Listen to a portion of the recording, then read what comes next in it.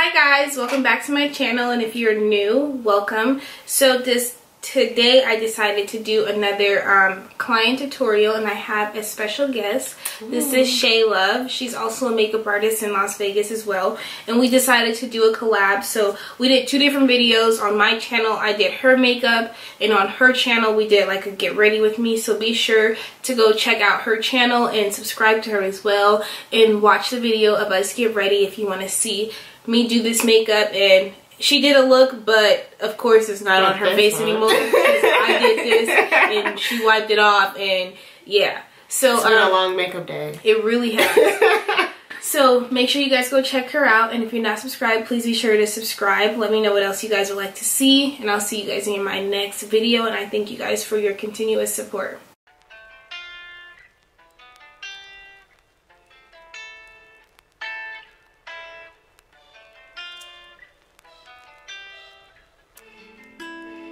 I've been down so long it look like art to me. They look art to me. I got fake people showing fake love to me. Straight up to my face.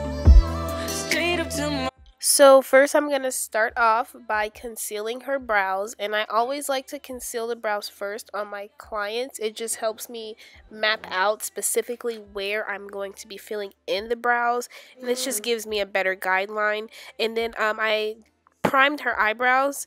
I always prime my clients' eyebrows just because, like, so it'll make them last all day, and if they have oily skin, this will just ensure that it'll last all day. And I forgot to do it first before the concealer, but now I'm using the spiked pencil to fill in her brows, and I always go in with this first just to lightly fill them in, and I feel like it just, you know, starts to create the shape of the brow.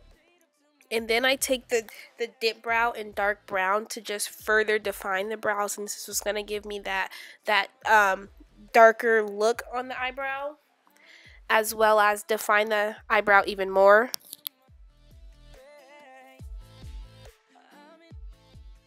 So then I'm just going to conceal the top part of her eyebrow, and I'm using a concealer that's very similar to her skin tone. It's not always the same color, but it's just always close enough just so you don't get that shadow effect on the top of the eyebrow.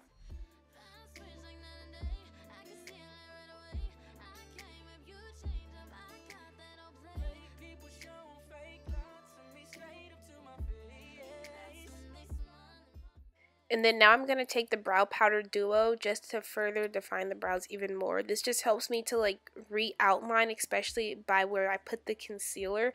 Like, it just gives me like a cleaner look. Of course, you don't have to use all those products to do eyebrows. Like, I don't know why I use it. It just works for me. So, you know, you use whatever works.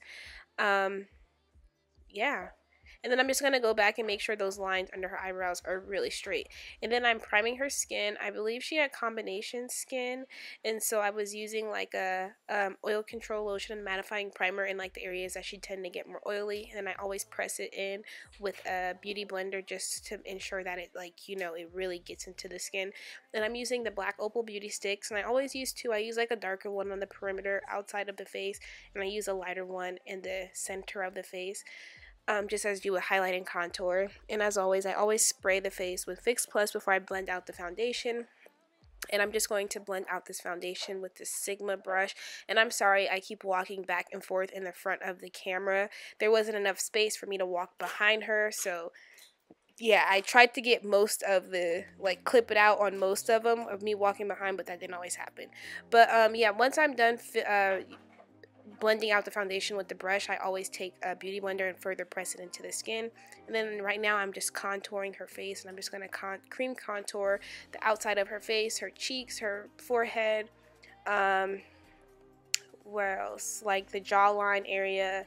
And then I'm going to be highlighting her skin, is that right? Highlighting her skin, highlighting her face, whatever, with this concealer. And I'm putting the product in the back of my hand to warm it up, and then placing it on her face. And I always let the product kind of get tacky a little bit before I blend it out, and that just ensures that it just, I don't know, the finish at it gives it a better finish when you let the product like sit there first before you just immediately blend it out. And as you see, me and her were like just like talking the entire time. We were talking about when you tell clients to look up and they like look their whole head up, like, bruh, not your whole head, just look your eyes up, okay? But yeah, as you see, like when I blend it out, it creates like these really harsh lines. So then I like to take the brush and blend out those harshness in like the side of the beauty blender to blend like the contour and the highlight together, just so it's like a seamless transition and you can't see any harsh lines. If you can see harsh lines, you're not done blending, and keep going.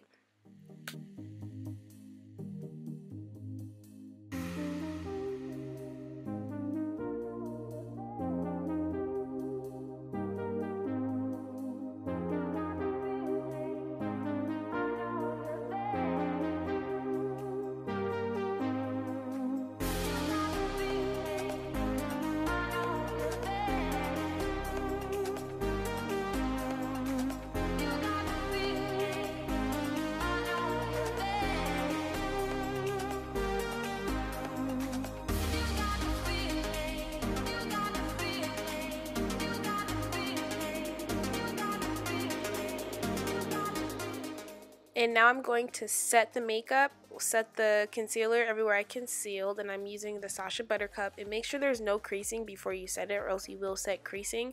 But I like to press it into the skin all the way, and then I like to, so it'll just set the makeup, and then I put like an additional layer on top to bake. But I'm just going to press that into her skin everywhere that I applied the concealer, and trying not to use too much. Oh, and then I'm taking a translucent powder, but I'm using the Graftobian one, and a loose powder just helps sets the face better than a pressed powder does, but sometimes it can give you a yellow cast. So that's why if you are going to set your face with a loose powder, you just make sure that afterwards you go on top with a powder the same color as you. And now I'm just going to deepen up that contour using my makeupshayla times Tarte, and I am just going to apply that everywhere that I put the cream contour at. And then once I get that all distributed onto her face, I'm going to define the contour and place that right under her cheekbones, just so that you get that really clean look underneath the cheekbone. And yeah, and okay, so sorry, I'm like guessing what I'm about to do next right now. So then I'm going to prime her eyes, and it's a concealer, and then I also like take it underneath the eyebrow, because this is just going to give it like that really clean look. You don't have to do that, of course, but yeah. And then I'm just going to blend that out with the beauty blender and make sure I set it as well. But I really like doing that underneath the eyebrow, like just making it look really clean, because I feel like it just makes the eyebrows look so nice. And oh my gosh. So I lost part of the clip of me doing the first two shadows that I put in her crease, but I am just making the crease deeper, and I believe I'm putting black in the crease area in the outer V of her eye, just to deepen it up.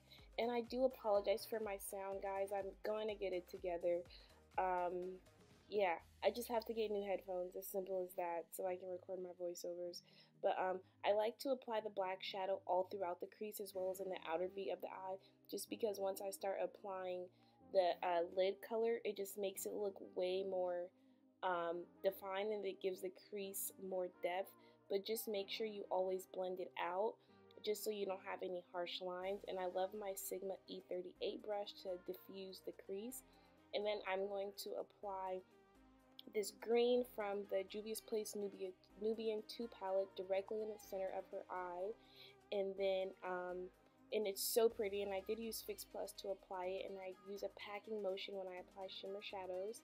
And then for the inner corner, I'm using, I think it's Nairobi from the Nubian 2 palette, but yeah, I'm going to kind of apply that like in the inner corner of her eye, is that beginning portion of her eye. Excuse me, sorry. And I'm just going to make sure that it's like a nice gradient, so I do blend the two colors together, because you don't want it to be any harshness at all. And I'm just going to go back and deepen up that black a little more, just so it's like, you know, we have more definition in the outer corner of the eye. And just make sure you blend it out, you know, like whenever you pack a color onto the eye, you have to go back with a clean brush or another brush to blend it out. You know, because if I was to try to blend it out with that black, with the same brush that I'm using, it's gonna blow it out, and it's gonna make it look too big. It's gonna make it, that's what makes you get that black eye look. But I feel like I went too high, so I am going back in with a little more concealer and blending it out just so that color is not so close to her eyebrow. And then blending it out with a beauty blender, it just blends out the eyeshadow seamlessly. It's kind of cool. Yeah, as you guys, like I said, we were just literally talking the entire time. But then I do set that that concealer with my MAC I cannot talk. My MAC mineralized skin finish in dark deep, just so it's not too bright, because as you see, that kind of neutralized it to more of like her complexion. And then I am gonna blend it out, and I always make sure I blend out like that inner corner part of the eye as well, just to create more depth, like for the nose contour. And then when I blend away the translucent powder, I always use a powder the same color as her, just to bring back the color to your skin, just so you're not looking so, you know, ashy, because sometimes if you bake, that can give you that look. And I'm just going to go back and deepen up the contour for anywhere and just make sure everything is blended seamlessly. So I'm just going to be alternating with brushes, and I love this brush so much. And then I'm doing some blush, you know, and then some highlight. I recently picked up Opal from Becca.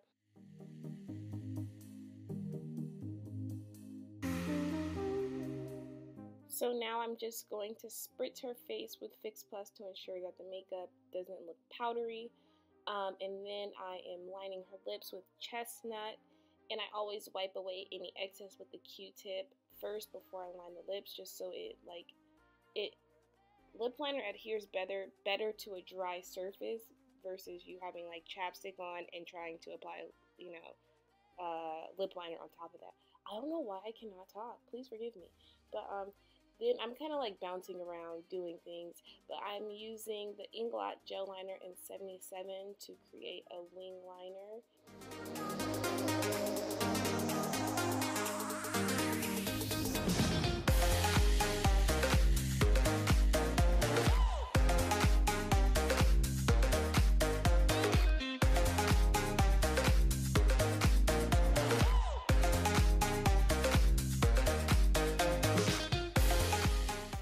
I'm just going to finish out her lips, and I'm using Honey Love, and I take a brush to just blend the two together and, like, you know, to give it a nice gradient so it goes from like the brown to the nude. And then I'm applying her lashes. These were so pretty. I can't remember the style, but it's so funny. When I was applying her lashes, she was like, this is like the most awkward thing ever, because mind you, she is a makeup artist as well, so it's like, bruh, you know, like somebody doing your face. Honestly, I don't know if I could ever have somebody do my makeup. And side note, that is her mascara, so that is why I'm using it straight from the tube, because it's hers. Because on my clients, I always use the mascara wands, so don't drag me, please, because I know how people be. But then, yeah, I just use some brow gel to set her eyebrows so they'll last all day. And that is pretty much it. I hope you guys enjoy this tutorial. Let me know what else you guys want to see. I thank you so much for watching, and I will see you guys in my next video, and I love you guys so much.